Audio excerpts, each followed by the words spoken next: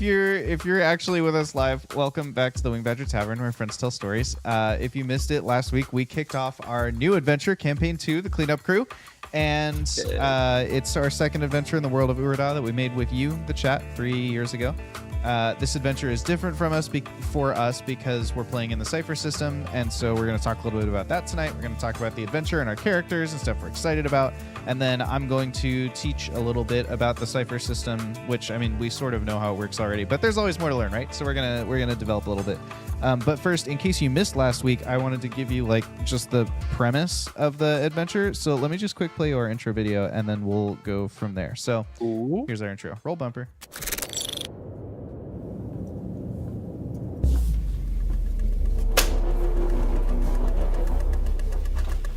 Hell is this? The world of Urada has regressed, Jasper. Whatever else happened 100 years ago, magic is wild now, and that's dangerous for everyone. If I send soldiers or even the Guardians, the world of Urada will see a conquest no matter what I say. But we can't control a mercenary company. Okay, what are you proposing? Am I supposed to look at the camera, look away? I don't understand these things. If you're doing something wrong, I'm gonna find you. And then he just pretends to fall over and goes, "Ow, I have been injured." You hear him say "King me" as he throws down a full house on the tape. He looks pretty feeble, but one time someone saw a kid try and mess with him and they slapped him really hard with the cane.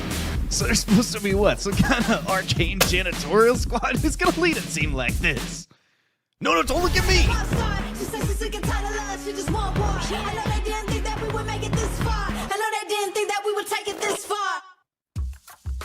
And we're back. I'm Josh. I'm the Game Master. Let's quick meet all of our players. Just introduce yourselves and your character, and then we'll go from there. And Jake's not here, so we'll start with Mike. I'm Mike, and I play Armis Thrupp. Very cool Spider-Man. Hello, I'm Cleo, and I play Frode the Forsaken.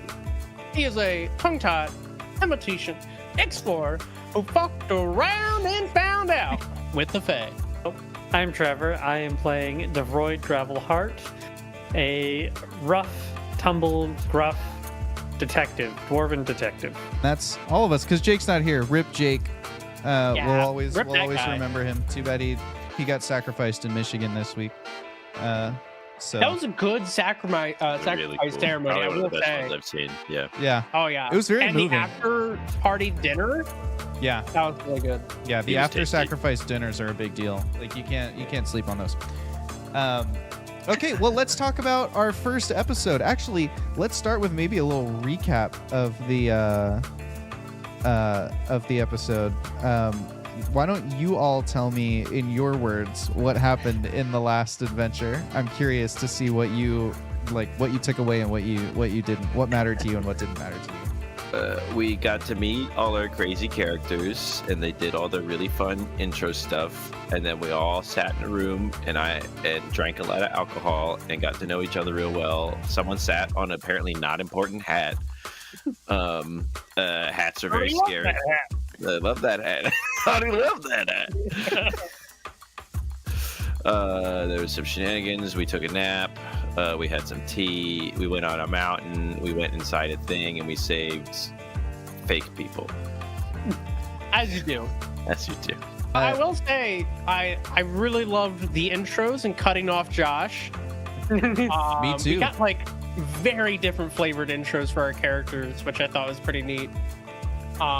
Each one, doing like I don't know why it gave me like what's the word for it? Like almost like an Ocean's 11 intro, where like a calling card is left at each person to invite them to the heist, but instead of a heist, it's a calling card reminding you that you're being blackmailed into accepting a job. It was kind of fun. The official name for those kinds of scenes, by the way, is Save the Cat scenes. In the movie industry, they call those scenes Save the Cat scenes. The idea is that rather than telling people what a character is like, which would be incredibly boring, right? Like if Morgan Freeman started every movie with like, this is Superman and he's a nice guy. Instead of that, you present the character with a cat stuck in a tree, and how they behave will tell you a lot about who that character is. So it's like unrelated to the plot of the movie. It's just about establishing what the person is like. But for your characters, just because of kind of the flavor of the campaign, I was using the scenes to introduce a little bit of other information like Kazzom Jasper and some of the other stuff. So I picked scenes that were just like, what is your character normally doing when left to their own business? Because that's what we're going to disrupt with the story. So that's where those scenes came from. Let's talk about those different characters and how we feel about them. We started off by meeting Davroid Gravelheart, the detective. How do we feel about Davroid? So I'm interested in, Trevor, like your thoughts on how playing Davroid went, and did he turn out how you thought he was going to? But then also the other two of you, like what were your impressions of him as a character and that kind of thing? What are your thoughts? Yeah, he's what I envisioned him to be so far. But we also haven't had too much to go on yet, so I'm excited to flesh it out more and see where the relationships get built, because it'll be a very interesting dynamic with this party. Will say I'm really interested to see how this pans out, right? I feel like he didn't have a lot of chance to really, show off past the intro, but I feel like that's kind of his character shtick. He's like the slow burn. He's the noir type, right? He's not the one to go out looking for trouble necessarily. He's the one taking notes in the background. And then when everything goes crazy, he's the one who breaks out the whole shebang. He's just like, I knew this was gonna happen. I got everybody's secrets already revealed. Here's what's happening, and here's how we're getting out of it. He just pulls out a poster board with a bunch of pins, string, and pictures on it, and you're like, where'd you get that? I've been carrying this with you the whole time. It's been in my small backpack this whole time. My deployable conspiracy board. Exactly. Yeah, I'm excited to learn more about him. Like in Halo, where you toss out like a tiny thing and then it pops into a huge shield. Just like throws out a single thumbtack, it pops into a conspiracy board. Oh, it's beautiful. What are some of your hopes and dreams for Davroid, Trevor? Like, where do you want to see that character go, or what kind of experience do you want to get with him? Goals for him is to break out of his current, I guess, job and transition into something that's more sustainable. I don't want to reveal too much about his backstory, but that's the gist of it. And I think I'm really interested to see how him and the party get along, given the nature. Like, I think him and Jake's character will get along pretty well. With Cleo and Bikes, I think there'll be some tension. Ooh, some drama. Drama. I did when we were building characters, I kind of steered you all in such a way as to create a little bit of that tension. So I'm excited to see that play out at the table too. Speaking of Jake's character, after we met Davroid, we met Willard Taffy, the knife-wielding albino dirtfolk. As he had, it didn't really go very well for him, but he had kind of a showdown in a warehouse there at the beginning, and then we kind of moved on from there. What were your thoughts and opinions on Willard Taffy? He's a little cutie. He's just a gentle old fella. Very gun-ho. I do like the little two-face nature of him, and I love that he's got so many throwing knives in his little coat. He does remind me, if Two-Face and Batman merged into, say, a single vigilante hero, what that would look like. 40 years older than, Yeah. He seems great, and I have nothing against Willard Taffy. I'm having trouble picturing him in any other way than as Perry the Platypus wearing a Zorro hat. I'm really struggling to get away from that mental image. So next time when this episode comes out on Friday, when the sound design version comes out on Friday, and you listen back to it, see if you can picture it as Perry the Platypus in a Zorro hat. You'll probably laugh. Beautiful. So we met him, and then we went down into the pits at Grubbug's Clubs and Mugs, and we met Frode the Forsaken.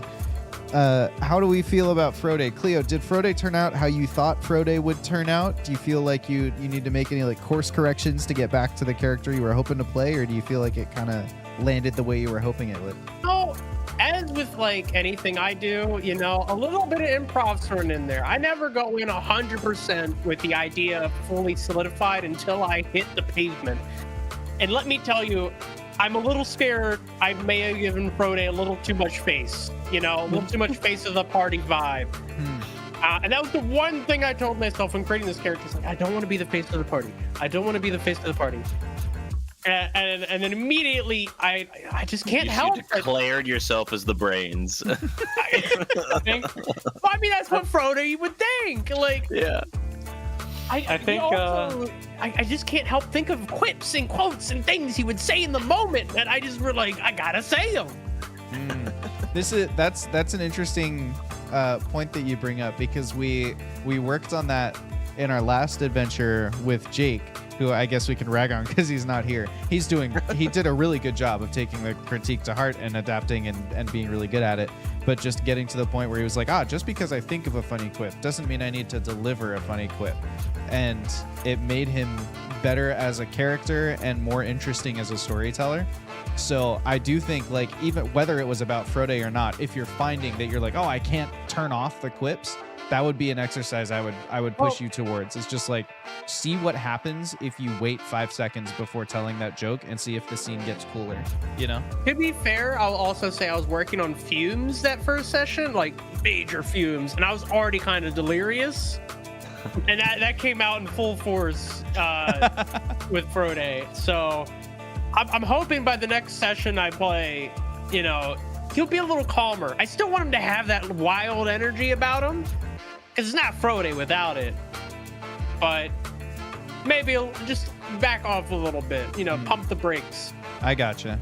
We'll see. It's funny that 3 of us made speakers, and the one person that's like taking the reins as the leader is not one of those 3 characters. That's so funny. I didn't even realize that. Are all 3 of you speakers? I mean, I am. Wow. Wild. I 3 will speakers say, and a warrior walk into a campaign. I kind of also try to fill the void when I notice there's a lull, and I'm like, I think it's part of me like trying to keep the thing going, right? Oh, like keep the scene moving? Yeah. And I tend to do that a little bit, and a lot of these, I feel like Frode's definitely a one who's a bit more vocal in general anyway. With my only other counterpart being the equally as strange. I already forget. Armis? What's your character's name? Armis, yes. I love Armis though. I feel like Armis has party face, like, kind of in his DNA, and right now he's not in that role, and I think it will be an exciting journey to watch him try and take that spot. Just if he does. Charismatic man. I will try to push it off onto you. I'm forewarning you. He's a talker. Armis he's one hell of a guy. He's really good at trying to get people to like him. Do you feel like he turned out the way you thought he would at the table, Mike? I mean, I had a delight being him. He was the fact that the little fight in the beginning, like all my roles were just, I felt so badass the whole time. You were killing it. It was really fun. I felt like I couldn't fail, and I can't wait till he falls on his face. Is that going to be an important part of his journey, do you think? Like, finding out he's not as strong as he thinks he is, or has he already kind of hit that rock bottom point? I think he's definitely hit rock bottom, but I think he could face his failures a little harder. You know, he's going to get to like one of those points, because you know, there's obviously most of it is a mask to keep him from experiencing pain. Sure. I think eventually he's gonna fail, and it's gonna be like, I just can't with the yucks today. I can't be the talky happy guy. Yeah. Are you charismatic little dude who's just winning over people in the bar. Are you saying that, like, is it like a gambler's kind of mentality of like, whenever he does fail, it's not him, it's just bad luck, or, you know, like, it is what it is. I just gotta keep trying.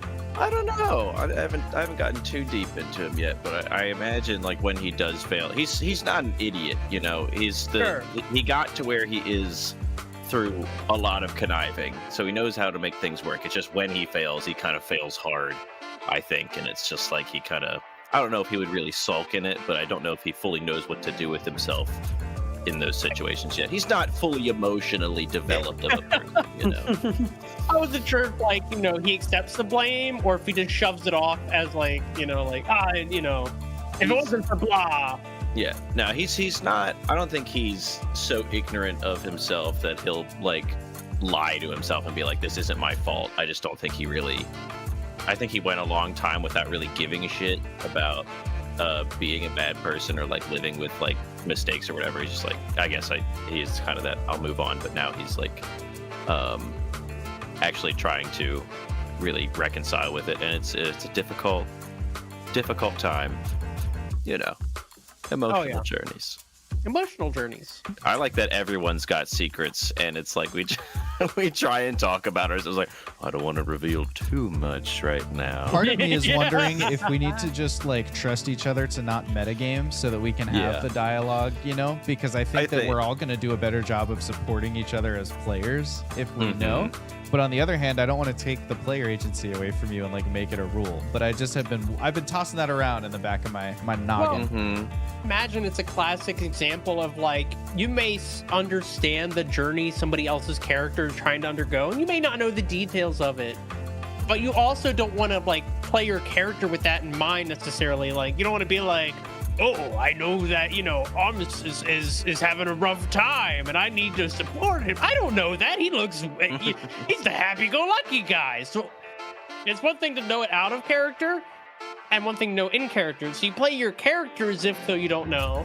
But also, if I see a character moment for... That's exactly what I'm talking about. Yeah. Yeah, you got to let it breathe. You know, you got to let him cook. Trying to find those spotlight moments is such a big deal when you're supporting other players, and probably in any improv, you know, routine or exercise. Just looking for moments where you're not the highlight of that role. And I think Cypher kind of opens up in that, where like you're incentivized to try to find growth moments, right? And I would also say those growth moments are the things that I'm looking for to hand out XP as well, like during the session. Like, it's mechanically encouraged. Yeah. Yeah. I'm a little afraid. Like, I don't want to force it either, though, right? I feel like that kind of, the fact that it's a mechanic could like incentivize to like try to force it. I don't think that would be a problem for us necessarily. But it also makes me second guess myself, like, did I force it? Like, well, I think the nice thing about what you're talking about, which is highlighting other characters, is that you can open the door, but only the other character can walk through into that spotlight.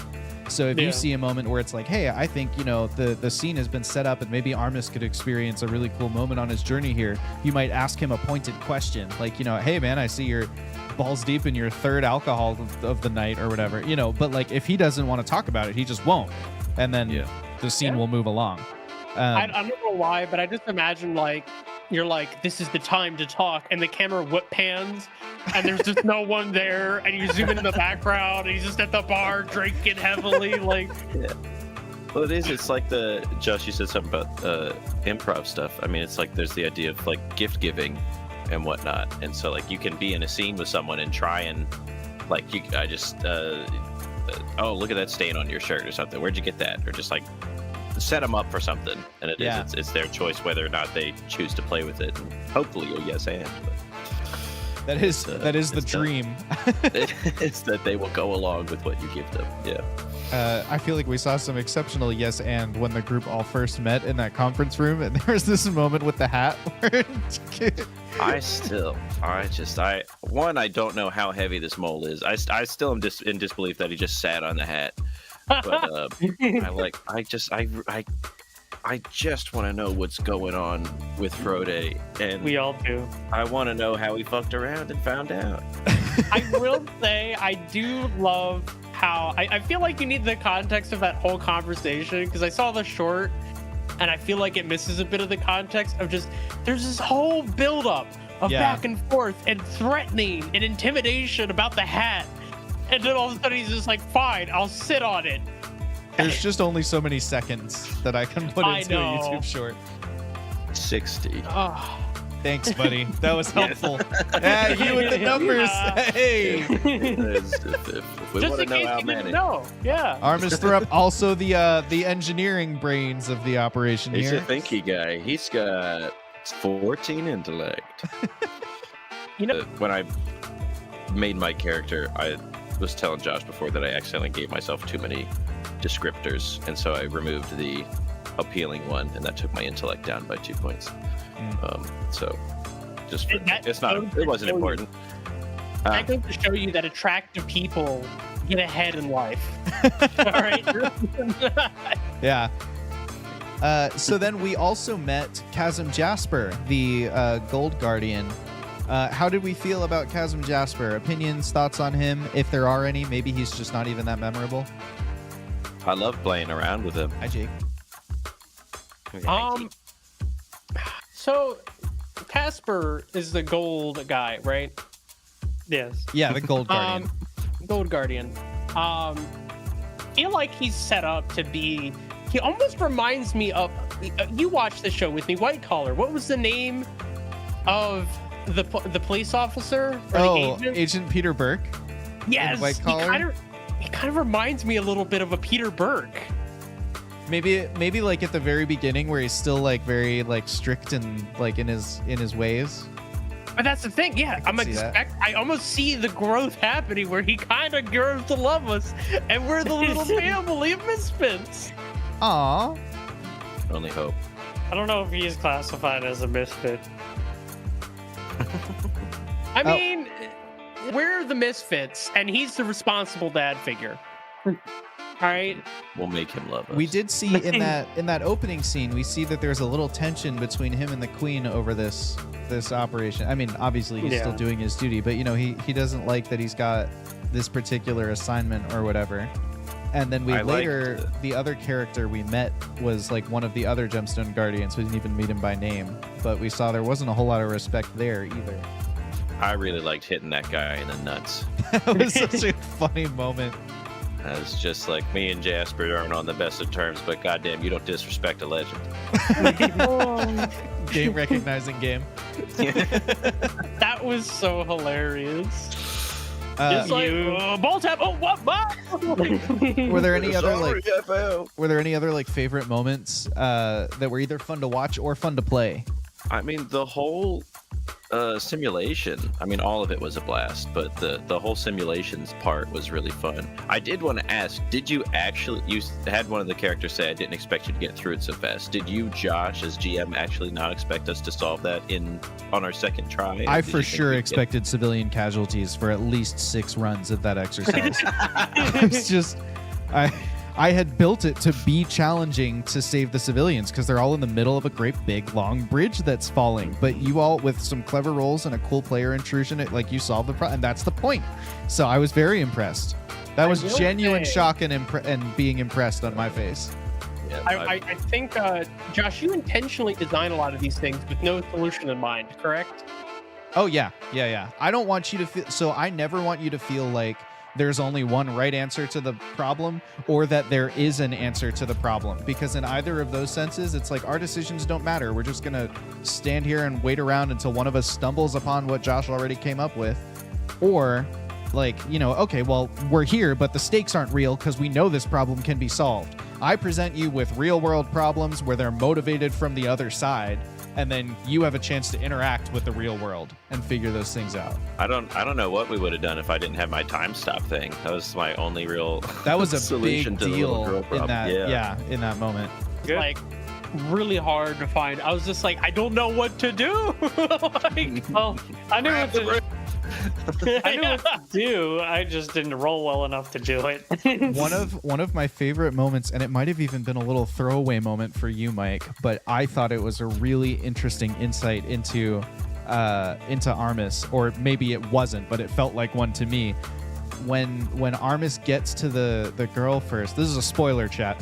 When Armis gets to the girl first in that simulation, and he's like very calm and kind and like, hey, I know it hurts right now, but I need you to do, you know, whatever. And then as soon as time is frozen, he goes back, like the mask came back up, and we saw I just wasted a good Cypher on this little scamp. Like, I want the magic. Can I just, you know, like just seeing the duality of like, oh, there's a good dude in there. You know, but he doesn't, for whatever reason, he's holding that back or he's hiding it behind the mask. I thought that was a really cool character moment. Thank you. Yeah, and I was very fun. impressed. I don't know what Thank it is, but I'm just excited to be a part of be a part of creating characters and watching them develop. It's one thing to like watch a show and get attached to a character. You know, it takes a little bit to get attached, but this is a little raw, right? Where like these are our characters and we get to like learn and experience with them, and it's fun, and I'm excited. Yeah, it's been a very exciting time. Agreed. Mike says.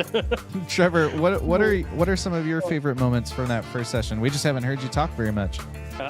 Favorite moments, I would have to say Frode and the hat discussion was really funny. I liked the little bit about Armis and the logo with the gemstone guardians. That's like a fun little thing.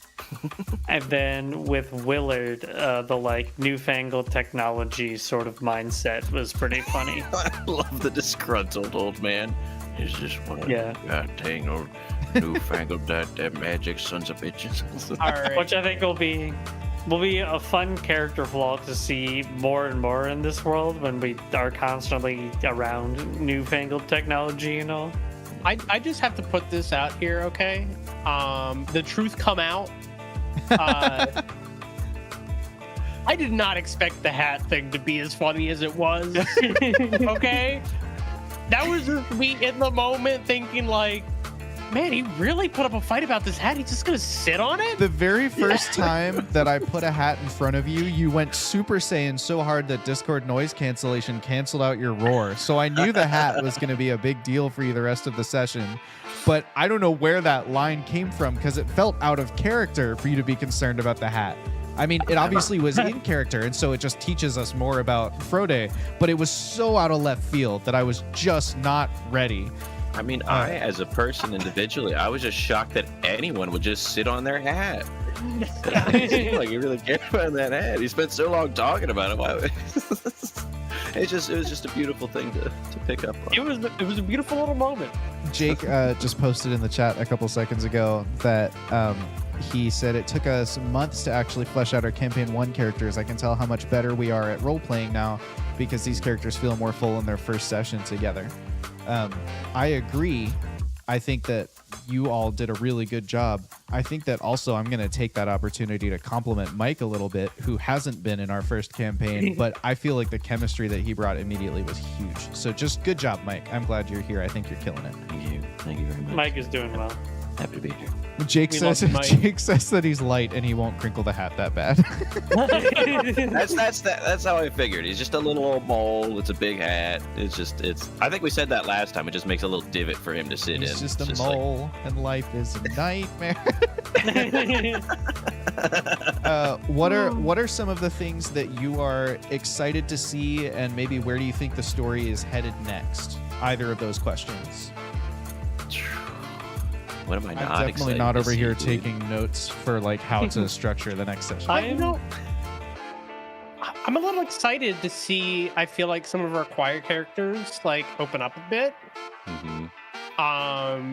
I definitely went a little overboard in the first session. I think of just like, constantly having part of the conversation. Like I said, I think I really leaned into the deliriousness of Frode. It's fun to play. It's just fun to do stuff. It was fun. I just feel like I might have been a little overpowering. So I want to make sure, I want to see some of the other characters breathe a bit, For sure. I'm kind of curious how that, I don't know, how they're going to grow, how they're going to open up. How we're going to learn to work together. I don't know. Yeah. I feel like... Oh, go ahead. Sorry. It was just within that, like the only awkward part of the session for me was after Jasper left. I just didn't know how to talk to these fresh people. It's like, so hey, grabbing a drink, or do we just move on to the next thing? So I'm very excited to see how they start to get along, and again, all the dang little secrets we've got. Just what the heck we're gonna do, all the little missions. I don't know what all little missions we're gonna do. It's a whole year of doing little things for the queen. I hope I can get Jasper to like me a little bit again. Similar to what Cleo and Mike said, I'm also excited for those character like the campfire conversations, because I feel like in season 1, a lot of our really cool, or campaign 1, I should say, like a lot of cool story moments happen from like campfire conversations between two characters that hit really hard, especially with Wash.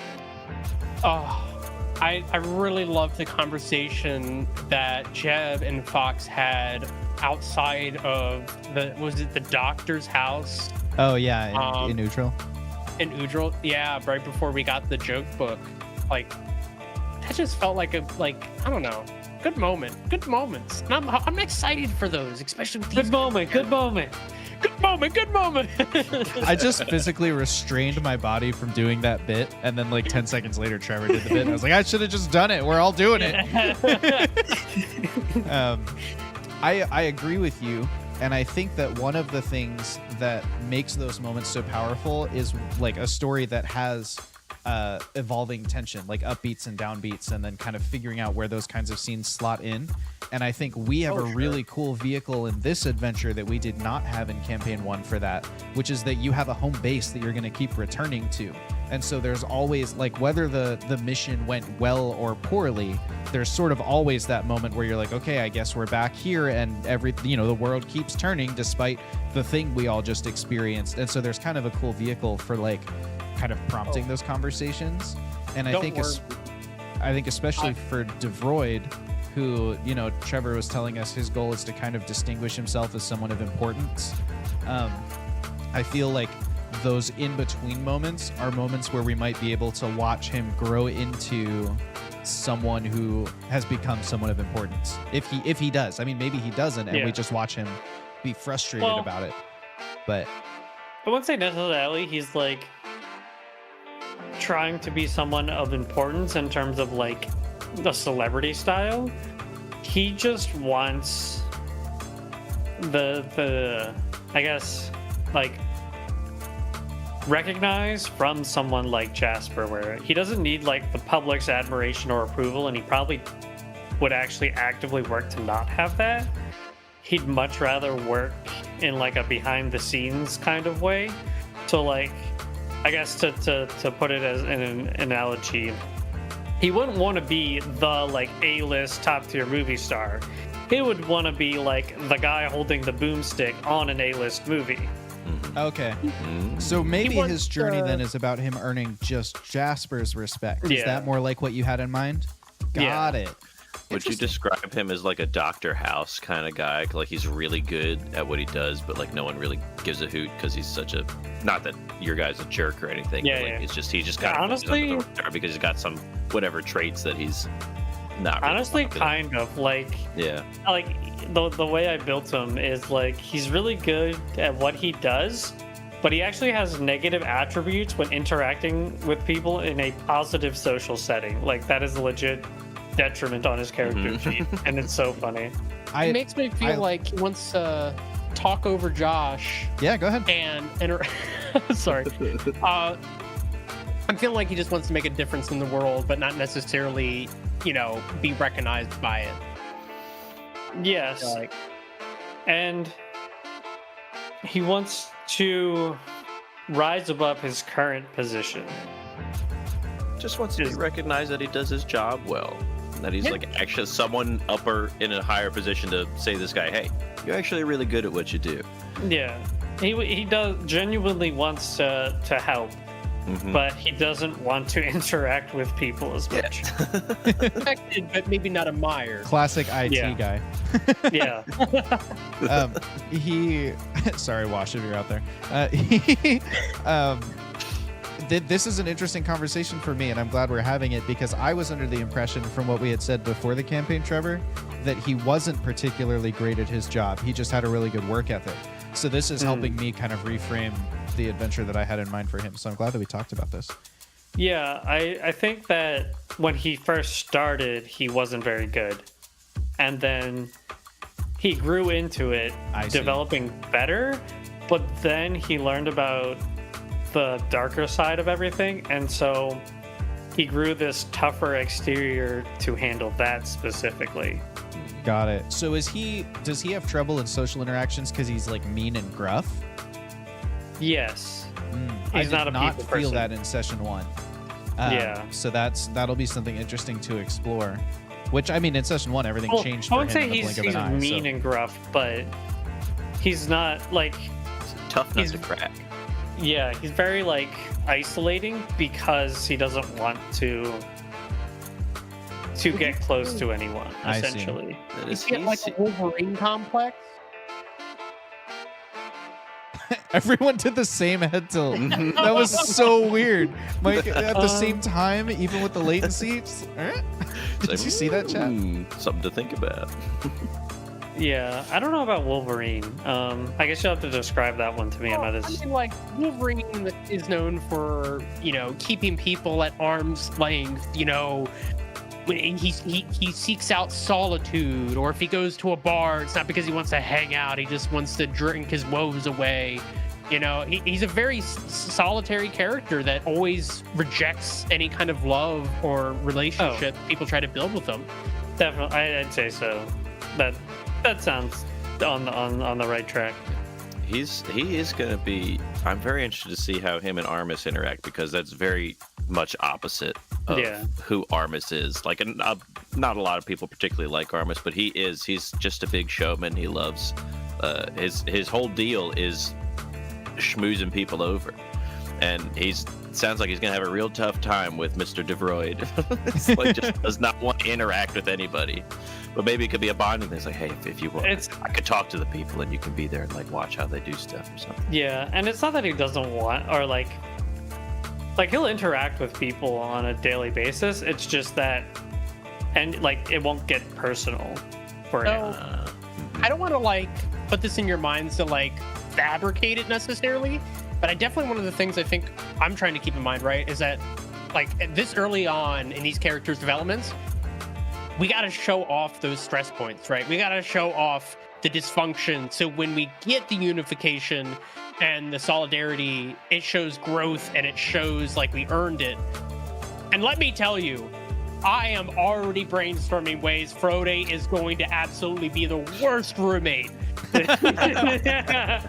So this brings up an interesting point, because you were like, oh, I don't know if we should fabricate it. I think you should totally fabricate it, because one of the ways, like you said, one of the ways we can see progression on the journey is by demonstrating who the character is at present.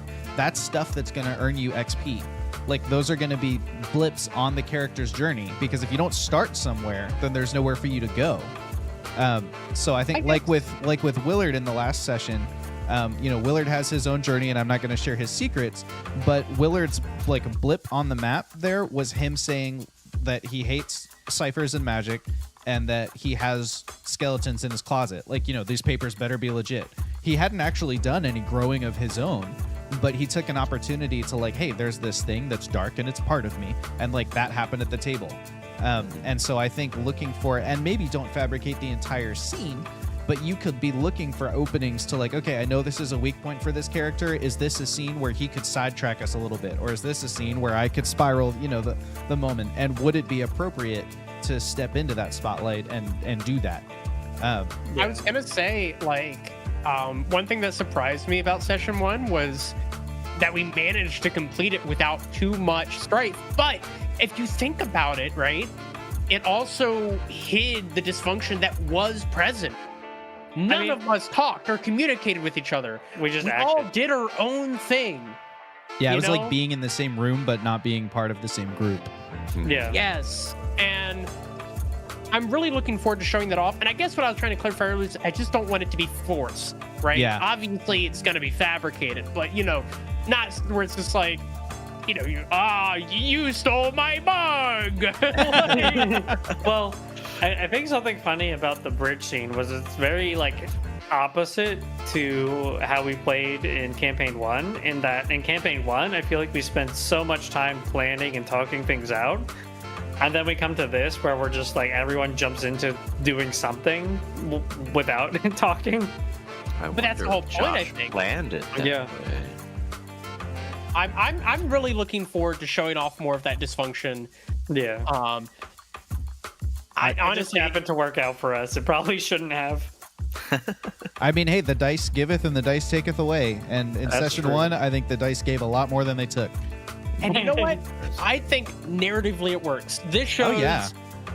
like this is like okay, this shows that the team could work. Like maybe there's some potential, but it's hiding the flaws that if you are a good, watcher, listener, or whatever, you can spot them. Right? It's kind of like leaving those narrative clues of like, yeah, they succeeded, but if you pay attention, there's the cracks. Yeah. And also, Honestly, like, this is- because it was session 1 of the adventure, this one had to be railroady because I had to make you all meet each other. And Yeah. just, like, by the nature of those first 4 scenes, it was like, well, I'm already, like, steering and, there's a lot of that. Now that the group is together, I will be a lot more hands-off. And so there's a lot more Yeah. openings in there for, like, more player agency and for some of those cracks to show. That's very cool. On the what were we saying? Like making the moments to like have those kind of showing our bad sides. It makes me think of when I was Norbin and I turned into a duck. Yes, It's that like was a the- great the- example. The problem was already solved, but it was a lot more fun for him to cause problems. It caused a lot more problems than I expected, and I had to live with the consequences of that and have to like have the moment with you guys and be like, this is just a thing that Norbin's got to do sometimes. But like I saw an opportunity to fucking, pardon my swearing, to partially How make things worse and fucking like dare you. show how he's like kind of got a little cracks in him. He's got this little evil duck inside. I That was will say- that was one of my favorite moments in the first That was session. so was getting a funny. chance to honor Norbin with his grandfather. That was pretty Oh, fun. I love that he's there. Norbin, I think Norbin wouldn't have been the same if you hadn't done that, though. Like, adding those moments of chaos, it's what makes the session. What made it even better was that you didn't know that we were going to become... Finding out this. Oh, anything that's nearby, I have to attack. That YouTube short. Yes. Oh, yeah, that was a good with the one. O moment.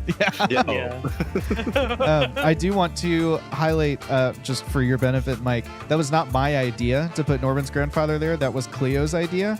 We were brainstorming like the contact for Cleo's character, like who do you know or whatever, because each of you has like a close relationship. And I was like, what's this person's name? And Cleo was like, Old Man Benny Bargle. And there was like this moment where like we looked at each other like, We had that in like our session, too. Norbin He's Bargle? We had that moment too. You asked me for my guy, who Yeah. like, my little close person is, and I was like, the only thing that's coming to my mind is Bargle. So Yeah. Norb was like, I completely forgot that was it. Yeah. But I love that. So yeah, pretty fun. Mm-hmm. I think I'm most excited for in between the missions on this one. In particular, I'm really excited to see you guys take this derelict building that's basically like an empty husk, and I'm like so how excited are the to characters decorate going to personalize it and turn it into a living space and whatever. Like Yeah. some of No, I already in have Harry ideas. Potter when they have to like clean out Grimold Place. I'm picturing something like that having the potential to happen, and I'm pretty excited about it. I apologize ahead of time. I'm so excited. Don't apologize. I'm looking forward This to it. wall doesn't need to be here. Just saying, knowing how Frode's logic works, it's going to be bad. I'm so excited. So I go ahead. the Armis probably doesn't have the capability to spin webs, does he? He could. You literally couldn't have given me a better segue. He could if we used some XP on it, which is what I wanted to talk to you about tonight. In each of our tavern talks for this adventure chat is going to include some skill development, and it's not always going to be me teaching. I'm teaching this one, but I also want to learn from the players and have us teach each other things. For example, I think it'd be cool to learn about character growth and development from Jake or Mike. I think it'd be really cool to learn about yes-anding from Cleo or puzzles from Trevor. So we'll come around to those things, but I wanted to start just because it's a new system. I was like, let me pick some things in Cypher that are a little bit more different from D&D and just highlight those. And so tonight I want to talk a lot about XP.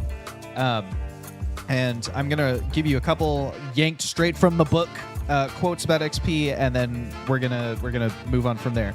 So in the Cypher system, experience points are meant to be used. Hoarding them is not a good idea. If a player accumulates more than 10 XP, the GM can require them to spend some. This was new information for me when I learned it this week, so it may be new information for you. Generally, experience points can be spent in 4 ways: immediate benefits, short and medium-term benefits, long-term benefits, and character advancement.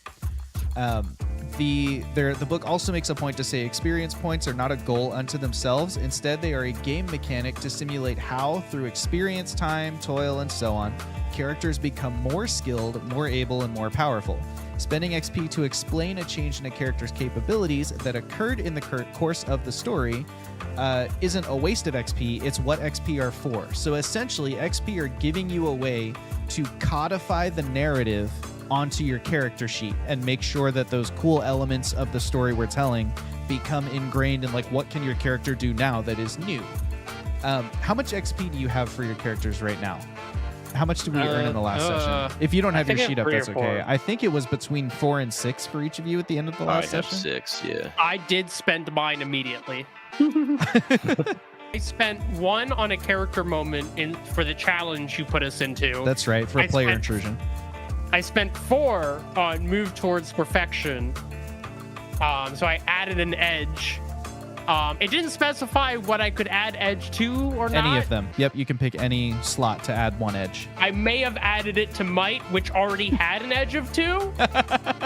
So that's a free level of effort whenever you want it. That's a free level effort, baby. Let's go. Oh my god. So the different levels of XP you have obviously translate to different things you can buy. If you just think of them in terms of the duration of the purchase, that's pretty much how the price reflects them. So like for 1 XP, you can refuse a GM intrusion. So I can throw a wrinkle into the scene and you can say, nah. You can re-roll a die, and you can do that as many times as you want. The cost doesn't increase, it just stacks. So you spend 1 XP to re-roll. If you want to re-roll again, you spend another 1 XP, and so on and so forth. Or you can create a player intrusion. Just like I can add a wrinkle into the scene, you can add a wrinkle into the scene. Norbin can turn into a wereduck.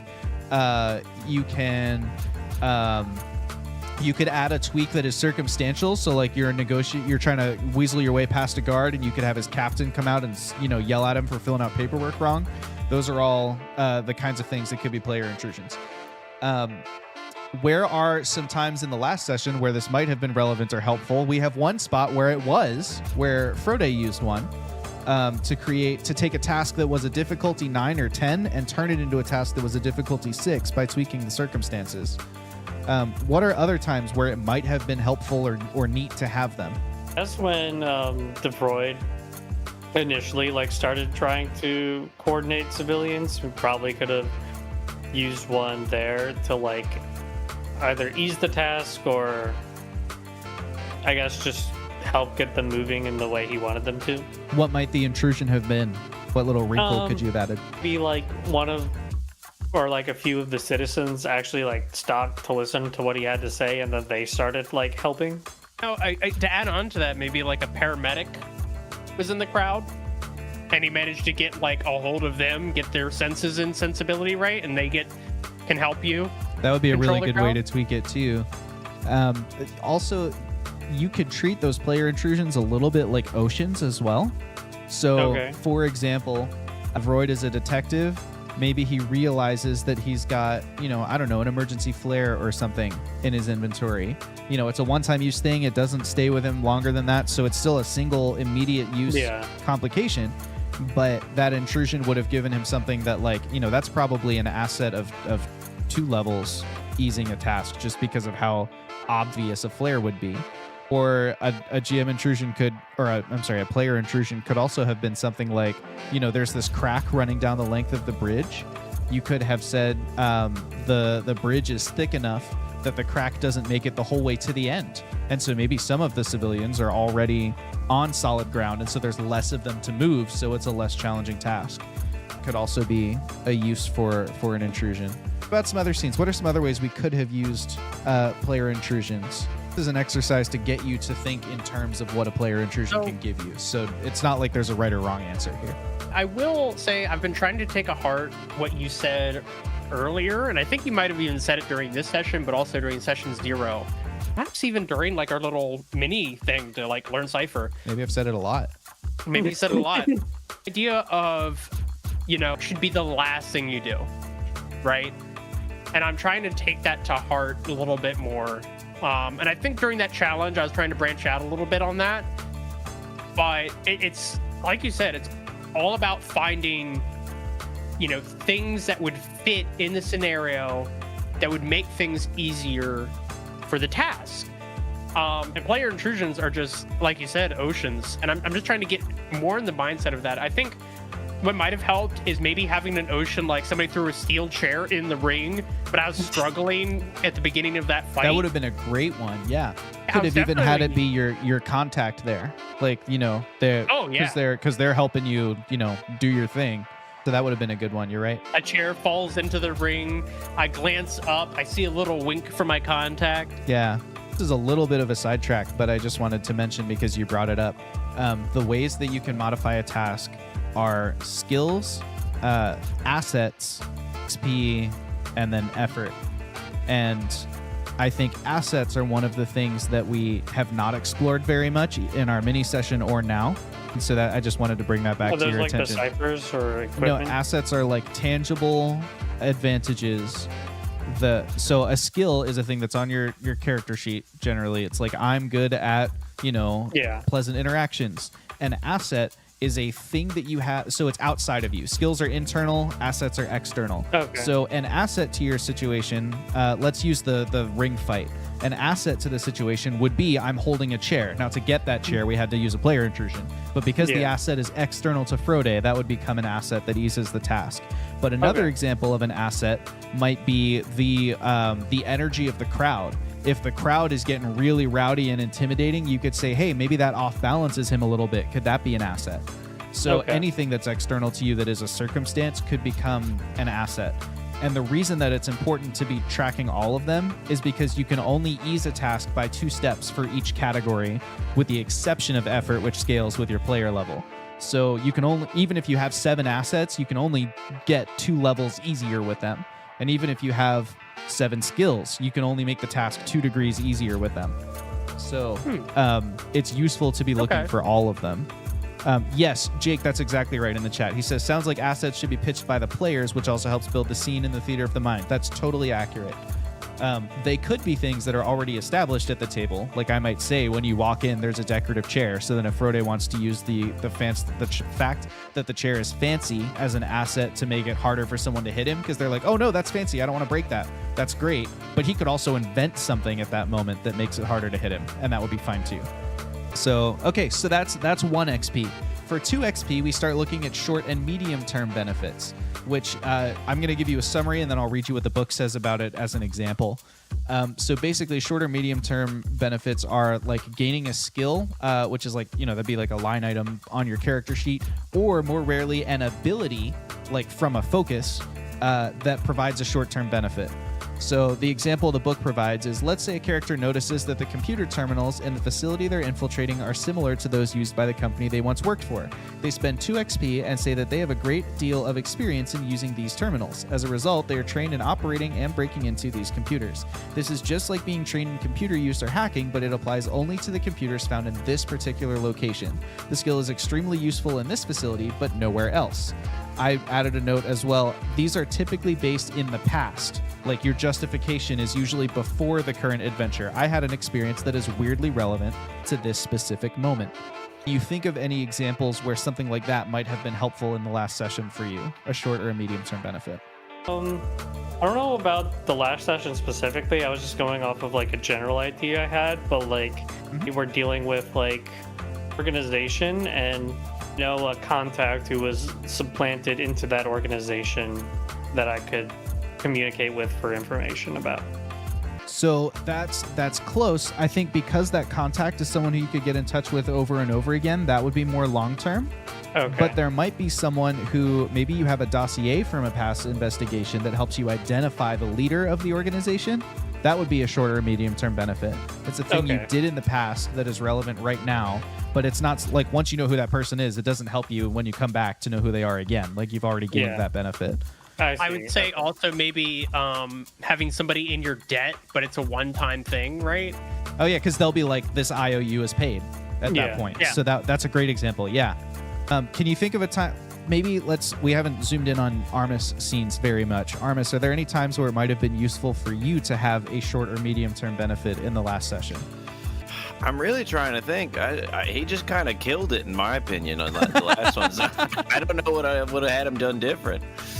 Well, maybe don't think about what he needed to do differently, but just moments where it would have been helpful. Right. Like I could foresee at the card table, something that happened before the adventure that's weirdly relevant to this specific moment that could be helpful. He could be like, oh man, it's so convenient that like, because I frequent this place, I've got one deck of house cards, where they've got like the branding of the house and everything on them. And so it's something that once he plays them, like, the cards are on the table and the house is going to keep them because they're dealing and taking the cards back.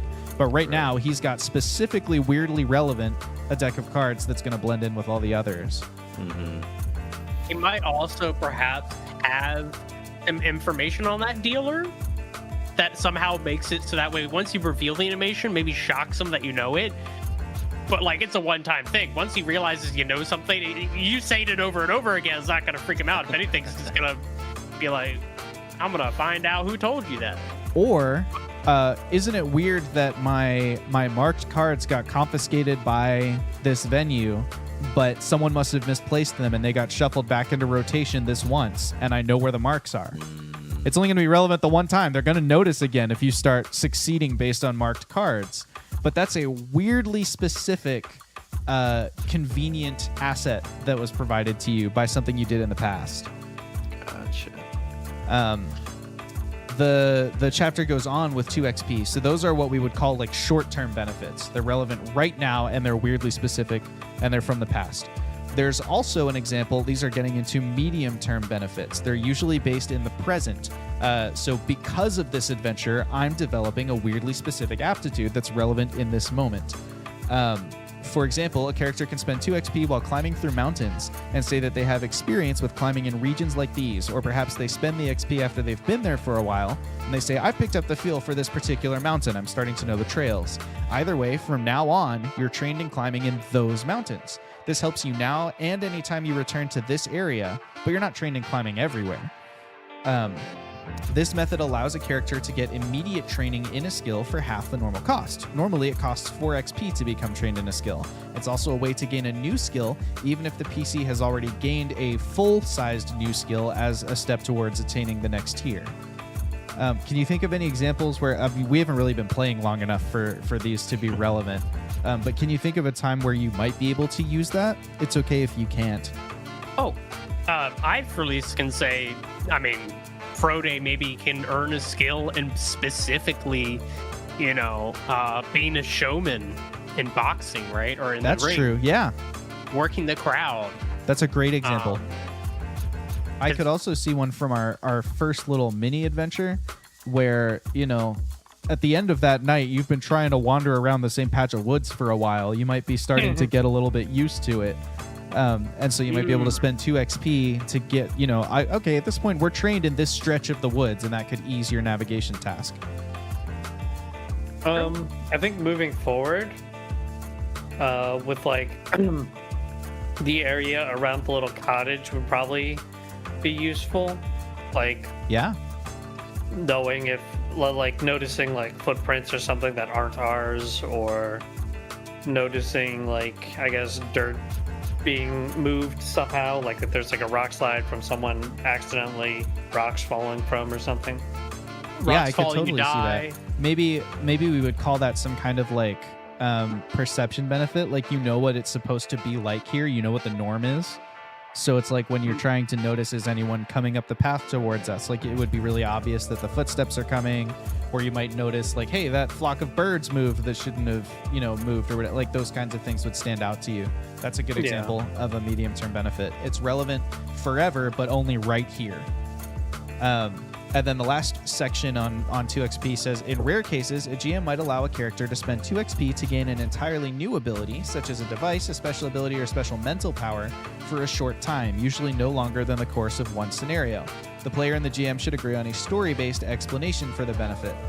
Perhaps the ability has a specific rare requirement, such as a tool, battery, drug, some kind of treatment. For example, a character who wants to explore a submerged location has several biotech enhancements, but they spend 2 XP to cobble together a device from their other enhancements that lets them breathe underwater. This gives them the ability for a considerable length of time, but not permanently. Maybe it only works for 8 hours. The story and the logic of the situation dictate the parameters. I think in the Cypher system, that would be more like a foreshadowing of future power, where like if you have an ability at a higher tier of your focus, I could see you spending 2 XP to like, I want to manifest this ability right now, even though I can't like all the time. But it's like just right now I burn 2 ability and then, you know, whatever the pool cost is. But it's like, oh, I kind of punch above my pay grade a little bit. You know, the adrenaline is hot and a little bit of something, you know, happens that I didn't expect. Okay. So those are our short and medium term benefits. At 3 XP. Question. Oh, go ahead. Yep. Could we use this as like a way to get a more specific cipher retroactively? Or are we limiting ciphers to only finding them? You cannot get a cipher retroactively, but you can totally spend XP to find a cipher right then. Okay. And let me look up what that one is, because for some reason it's not in my notes, and I don't want to lie to you, but I think it's only 1 XP. Man, that's what I should have been doing. Just constantly doing that? No, sorry. While I'm a little multitasking, right? So I'm looking through the Cypher cheat sheet you gave us. Okay. Just looking for like things to maybe add into the discussion. Sure. One of them was about defending. And one of the interesting ones was like, in response to being attacked, you can use all 3 if you can justify it for the moment, right? Might, speed, or intellect. Intellect being like resisting mental influence. Sure. Speed, dodging. But I was like, man, I could have used might in a sense and just tank the hit. And just be like, I roll a might defense, and if I roll it, I just tank the hit, and you know, because I'm made out of rock. I'm a rock man. So it looks like, having looked this up, it looks like that is only that it doesn't look like that's an official rule. I would be totally open to as a long-term benefit you discovering a cipher, and if you're spending XP to find it, I would let you either dictate exactly what cipher you wanted, but then I would choose randomly which of your current ciphers you have to drop, or you could let me randomly dream up what the cipher is, but then you could pick which cipher you drop. So either way, you get some agency over it, but magic, like the whole premise of our story is that magic is really unstable, so I wouldn't want it to be perfectly predictable. But yeah. I would call that a long-term benefit. Maybe that would even be a medium-term, like a short-term benefit. Use it right then and there. I feel like it could be medium. If you intend to hold on to it, that would definitely be long-term. I think, well, I'm talking myself down. Don't negotiate against yourself. I think it's 2 XP to find one that you're not going to burn right away. I think it's a player intrusion to find one and use it right away. That seems just as much of a wrinkle in the circumstances. Oh, there's a cipher over there, as it was for a convenient piece of rock to take a task down 4 steps for Frode. So I think a player intrusion would be like, oh, I see exactly the cipher I need, and then when you grab it, I will randomly burn one of yours. I think 2 XP, the longer term one, is like, hey, you know, I want this ability, but I'm not going to burn it right now. I think is how I would rule on those. But yes, I think that's a great use of XP. Ciphers, just so we're clear, unlike D&D spell lists or whatever, ciphers are bound by no set list of what they can be. So like if you come up with what you think it should do, like that's just what it can do. Or like I've made myself some charts to help me come up with the effects randomly because they're supposed to be unstable and random. But like there's no limits on them. My charts go way outside the 8 schools of magic and D&D. My random options, I've got all sorts of stuff on there, like, well, I'm not even gonna tell you, it'll be funner if they just show up. But yes, the ciphers are pretty cool. For 3 XP we get into like the really big purchases. These are long-term benefits, this is the best, this part is best thought of as integrating the story we're telling with the mechanics of the game. So they give you the ability to let the narrative influence your character sheet. These must be justified by the story, is basically what I'm getting at. That's like in the rule book there. As the rules say, in the course of play, a player might decide that their character gains a friend, like a contact, or you build a log cabin, which is a home. Because a player spent XP, however, they should have some agency over what they've gained, and it should not be easily taken away. The player should help come up with the details of the contact or the design of their home. It's possible to get long-term benefits like these without spending XP, like you've got your derelict little cabin up in the mountains. But because they're just happening in the story, you don't have any agency over them in that case. So again, coming back to that idea of like, think of this as spending XP to emphasize narrative story beats or moments of significant consequence. This is the kind of thing where like something that has happened in the story becomes something that is permanent and is a benefit for you as a character. So you can always come back to like, remember that time when, you know, so-and-so, you know, the dragon said that we had earned their good graces or what, you know, like that kind of thing. Those could become assets you can use because you're like, hey, I've got it on my character sheet. I just spent 3 XP and that's a thing I'm going to come back to. You know, I'm on friendly terms with this dragon. That could ease a lot of my social interactions by telling people like, hey, have you met my friend, Lenny the dragon? Do you know who I know? Do you know who my dad is? My dad works for Nintendo. Book suggests these kind of 4 categories as long-term benefits. It says you could gain a contact, a long-term NPC of some importance, a home, a full-time residence, a title or job, the PC being granted a position of importance or authority, whether it's real and has responsibilities and pay or whether it's honorary. You know, hey, we've been in this town for a really long time. We've done a bunch of good things. I bet they give him the key to the city. I'd like to spend 3 XP and get that honorary, you know, kind of role. Or wealth. The PC could come into considerable wealth, which could either be a set amount or perhaps bestowing the ability to just ignore minor cost items. So instead of like, I need to know what the money is, you could just be like, hey, man, like all insignificant purchases are meaningless to me. I can just do them. You know, the way Bruce Wayne is in that restaurant where he's like, oh, I'll just buy it. Then I can move the tables. That kind of thing. Everyone has a price. But I feel like Go ahead. minor costs meaning more like, I don't have to worry about buying food or tools for this job or things like that. Yeah, like, you know, mundane tools like, you know, your hammers, your crowbars, thieves' tools, getting a really nice set of lockpicks, like all that kind of stuff would become kind of a negligible cost. Jake says, in Campaign 1, I think a lot of Alan's artificery could have been benefited by an XP or benefit system like this. I agree immensely.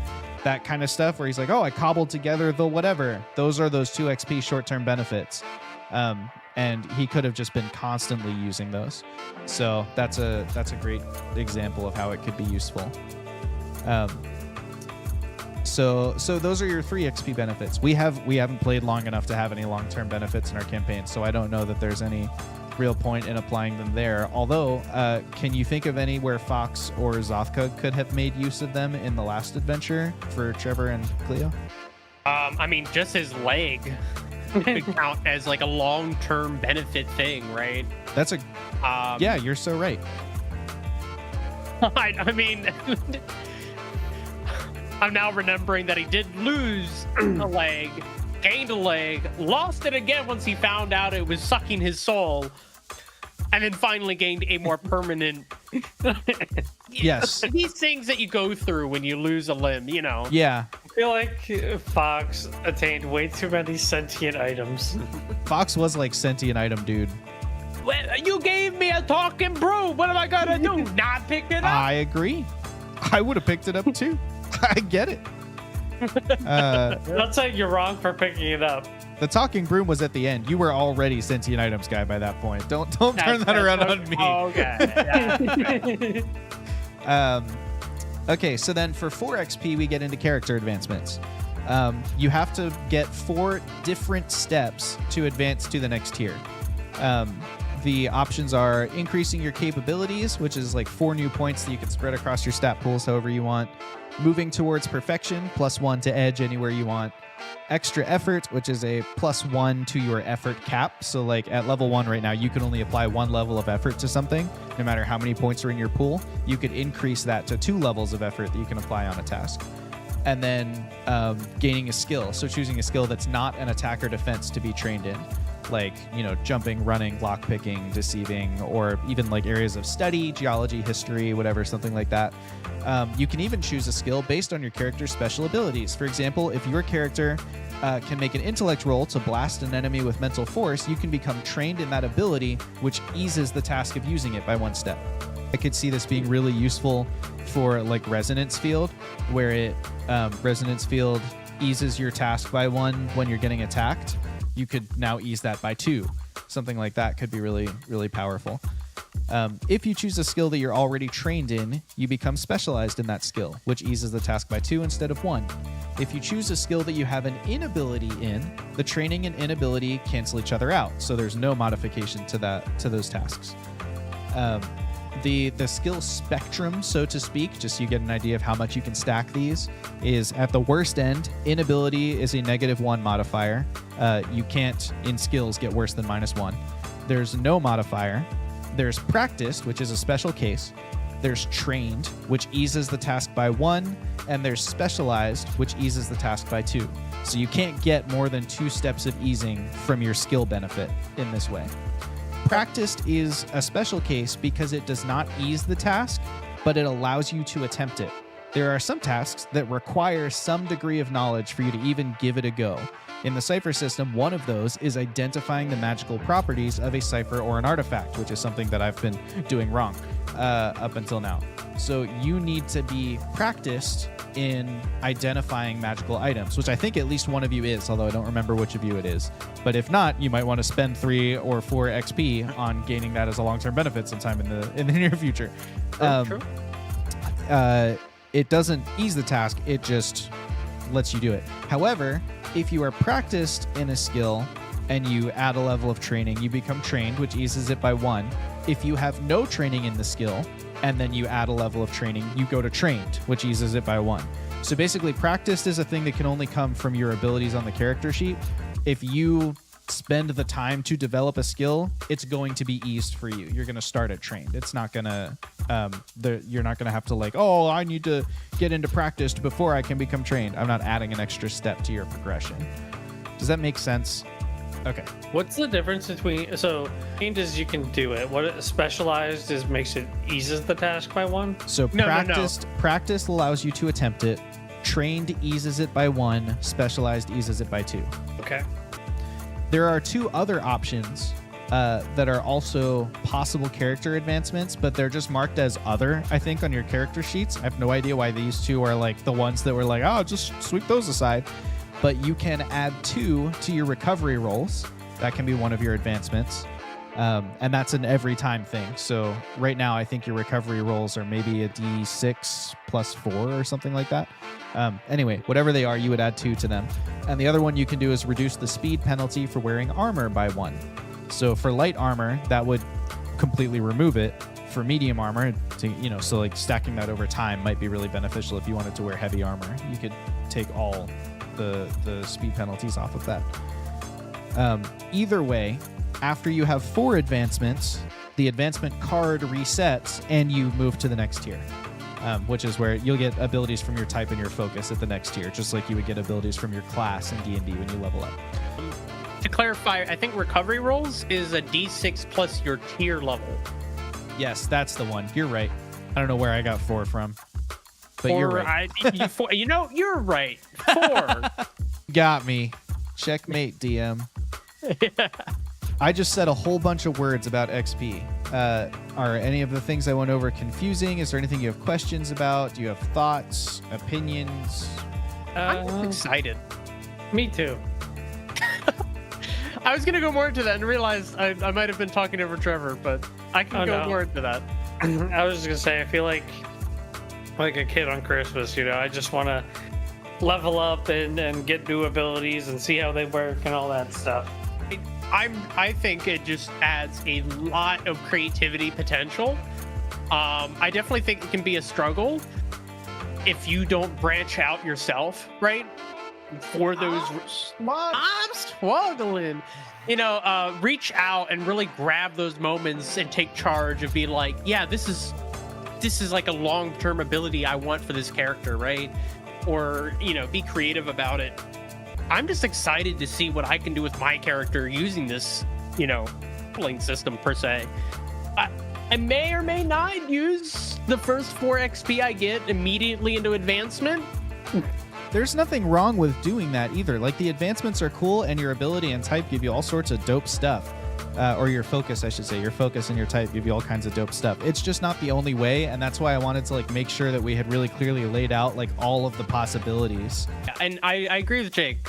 The more we play this, moving away from being a Cypher skeptic to being excited to play about in it, Yeah. I agree wholeheartedly with Jake on that. Just thought of a good example for long-term advancements, the 3 XP thing. Zothkuk's hat was a 3 XP purchase. Where it was this is a hat where we said the hat is so fabulous that it gave him advantage every time he made a charisma check with it on. That's the kind of thing where it's yeah, that's a long-term benefit that Zothkuk got as part of the story.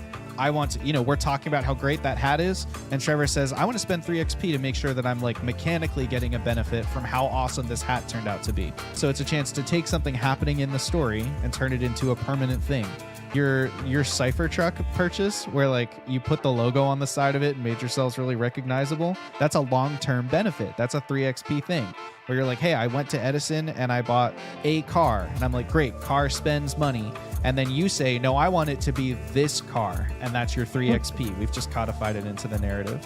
Upgrading it also have been 3 XP per upgrade? Yes, which is one of the cool things. So I saw a video on YouTube, which I couldn't find in time to send it to you this week, but I'll try and track it down and send it to you after this stream, where they were talking about other games where they provide examples of them just from different games you've played. And one of them was Final Fantasy, whichever one has the underwater soccer game in it, where you get the super dope sword and then you get better at using the super dope sword, and then the super dope sword gets an extra power, and it's all focused on this one weapon that you have. Those are all 3 XP purchases. And so for half of the cost of getting to the next level, you have essentially an unstoppable weapon. That was I just thought that was a good example of ways to use them and take advantage of it. World is your oyster when it sure comes to is. spending XP. Another long-term benefit from our last adventure that I could imagine is televibing. Cracking the case on how to get a televibe working, or breaking into the existing televibe networks. All of those are long-term gains where it's hey, we've got a device now. Everything that you had Randy make essentially on your airship, everything that R&D came up with would have been a long-term benefit where you're hey, the company's been working for a while. We think it's time that they finished another thing. Narratively speaking, that makes sense. We're going to spend 3 XP. Here's the next coolest gadget they came up with, and then you would have all the power over what it was. You'd have the player agency there. The airship would have also been 3 XP? It would have... Yes. So, again, there are things like this that just happen as part of the story. Yeah. So if you wanted control over the airship, or if you wanted to solidify mechanics on it, you would have had to spend 3 XP. Just getting the airship, I gave it to you because it was part of the story and it was a cool moment. Yeah. But if you were we want our airship to have cool guns on it, then you would need to spend 3 XP to get that long-term benefit. Yeah. Spend 3 XP in real life? I'd get me that motorcycle, man. You can spend 3 XP in real life. You just need to get it. That's not how that works. In real life, 3 XP equates to dollars. Yeah, exactly. In our current dollars. adventure, I could see 3 XP being used to buff out your little keep or your cabin or whatever. If you wanted to start installing things on there or hiring staff, you could be saying, hey, we've completed a couple of missions. We're getting more important. Maybe they're starting to put some information resources towards us. Maybe there's a secretary there who's sifting through reports or, whatever. Those are all things that would be 3 XP purchases. Or if you wanted to be more selfish with them, maybe it's as I've been going around and being helpful and my reputation's getting better, maybe towns are starting to write to Armis, or where letters are showing up that are, warning you about things that are happening out there in the wilderness, that kind of thing. So those would be some good examples. I don't know why, but I always love a good little homey upgrade system where it's just oh, now we have a notice board, or now we have a little garden out back, and oh, we added an extension, and oh, now we have a forge. I don't know. I like number go up. Okay. I like number go up. Mike, can you think of any fun uses for long-term benefits? I can't think at all, dude. Mike is actually fried. dead right now. I'm pretty dead. I was just thinking when you mentioned the house, Armis could use a really nice bed. It's not really story driven, but he might want one of those. Goodness, no, I truly can't think right now. That's okay. You got this, Mike. You got this. Tempur-Pedic? It's all Want a Tempur-Pedic. Waterbed, actually. Mike Brain go burr. Waterbed. Waterbed. Okay. Waterbed be good. I really want him to be able to sew or something, and that's part of why I asked about this having a spinneret, because I really need to figure out what logo he would do for the knights and such. This is not particularly 3XP worthy, but maybe he sets up a little sewing workshop and he gets just a little crew. It's like, okay, you guys are going to work day and night until we find the perfect patch that they finally accept and change that ugly ass logo. Are you telling me Armis is going to run a sweatshop in the side? I said a little sewing area with people that are working day and night. I did not said say what I sweatshop. We are in the cold mountains. I think it'd be very hard for it to be a sweatshop. It's just a shop. It's just a shop. One of the funny. things that we did in our last adventure that we haven't done very much in this one because it's been one session is I had a lot of different ways for chat to interact with the story, and that was like one of our selling points on the last one is we had all these different things that you could do, and over time it morphed. For a little while I would let chat cast spells, and then we turned it into intrusions and complications and stuff like that. But I've been thinking about some options for our current adventure that I wanted to just run by you all as players. This thus ends the teaching part of the adventure. That's XP. But I can add that to my character sheet, right? I was thinking that every time we actually each of you get 2 XP for being here. Take that, Jake. No, just kidding. So close to 10. He's gonna force me to do something. But I was thinking that one of the ways that we could make them more palatable is like whenever chat does do an intrusion or mess with the game, we can give you XP the same way that we would for a GM intrusion. So like, you're still getting something out of it too. Previously, chat could just do stuff to you, and we were like, "Oh, isn't that a shame?" You know, "Oh man, an earthquake. Where did that come from?" oh no, chat empty magic. Ah, no, chat empty magic in the world building.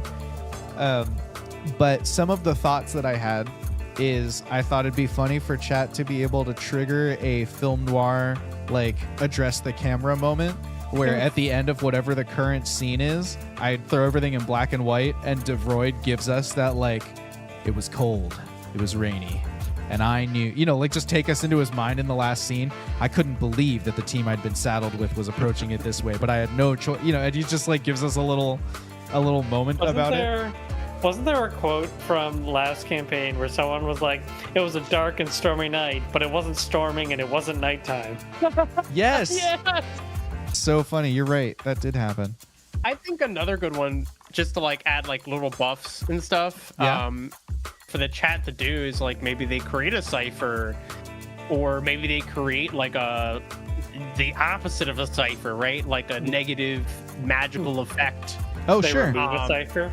Maybe that, yeah. Maybe it's just like, oh, we gotta drop a cipher. Could And we be- roll die. What if it was chat manifests some random magic and I make a chart of different things where it's like 50-50, so they could be good and you find a new cipher, in which case I'll roll on my cipher tables and come up with a completely random new cipher you discover. But it also could be bad, like you walk through a magic negating area and you're unable to use your ciphers for a certain amount of time or something like that. Maybe like chat is a little bit of wild magic still loose in the world. I like that.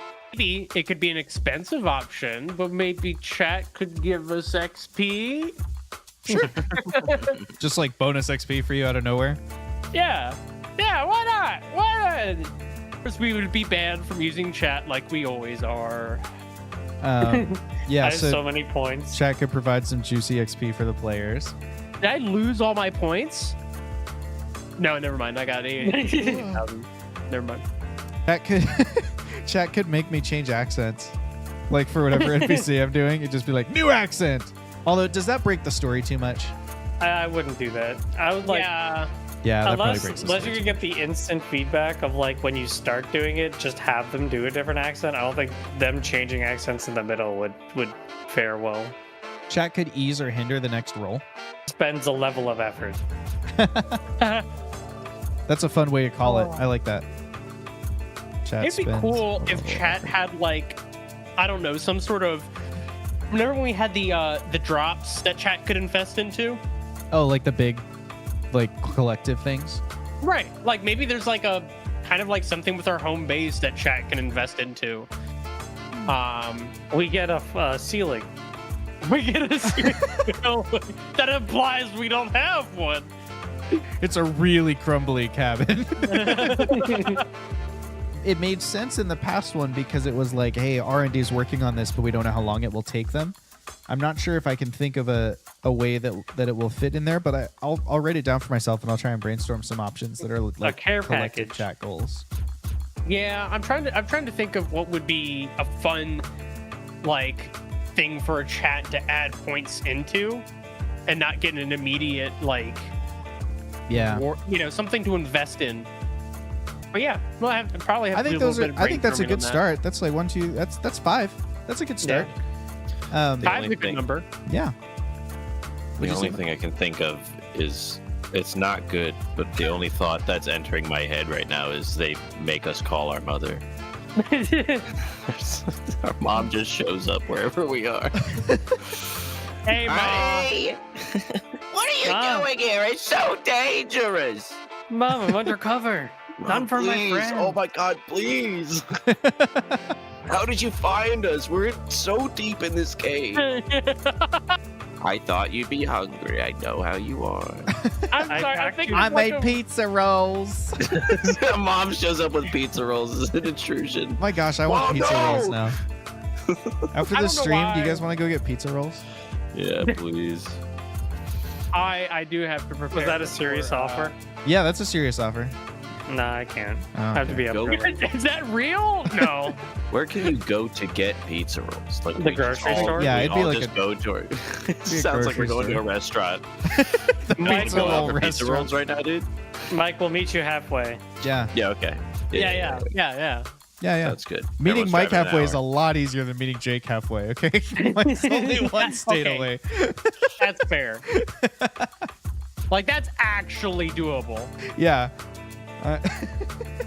Field trip to Mike's. Yeah, come on down.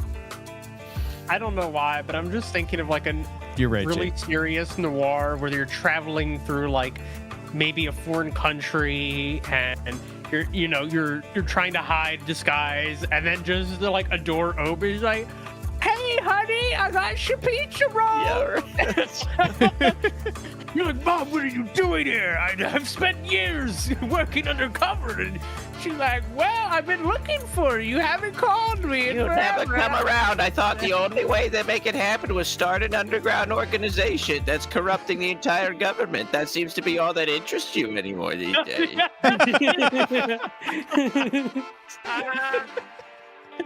Yeah, just a Maz like turns out to be the big bad, but like just so she can That's get your so attention. funny. Mom is like, if you had only called. If you'd only called, I wouldn't have had to topple the monarchy. You're like you're about to enter like the big boss's room when you made like a really important deal to pick up like a package or whatever and drop off, exchange money, and you open the door and your mom is just serving pizza rolls to the entire mob. You're like, "Mom, what are you doing here?" She's like, "Oh, I run this organization, sonny. They're very nice fellows." You like my children I adopted? They take care of things for me. They Oh, come no. around. Yeah, they help come around. around. before we venture They too love far into me. the territory of war crimes, I'm gonna cut us off here for this evening. But this has been great. just trying to stop us while strike while the iron's cold or whatever they say. My So mom power word killed me.